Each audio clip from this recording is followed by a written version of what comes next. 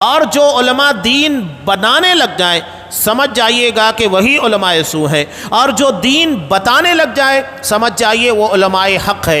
ये उलमाए हक़ और उलमाए सू के दरमियान बहुत वाज़ेह फ़र्क है कि जो दीन बताते हैं यानी कुरान और हदीस की रोशनी में आपके सामने बातें रखते हैं, ये उलमाए हक़ है, और उलमाए सू हैं जो दीन बनाते हैं यानी आपके सामने कुरान हदीस नहीं अपनी बातों को पेश करते हैं। मैंने कह दिया हलाल तो हलाल, मैंने कह दिया हराम तो हराम, और पब्लिक भी इतनी नादान होती है, जाहिल होती है। ठीक, हमारे आलिम साहब ने कह दिया मान लो, अब उससे सवाल नहीं करना है। जबकि कुरान ने क्या कहा कि अगर तुम्हारे सामने कोई मसला दरपेश हो जिसके बारे में कुरान और हदीस का इल्म आपको नहीं हो तो क्या करना है? फस्अलू अहल ज़िक्र, उन लोगों से सवाल करो जो अहले ज़िक्र हैं, यानी जो कुरान और हदीस का इल्म रखते हैं।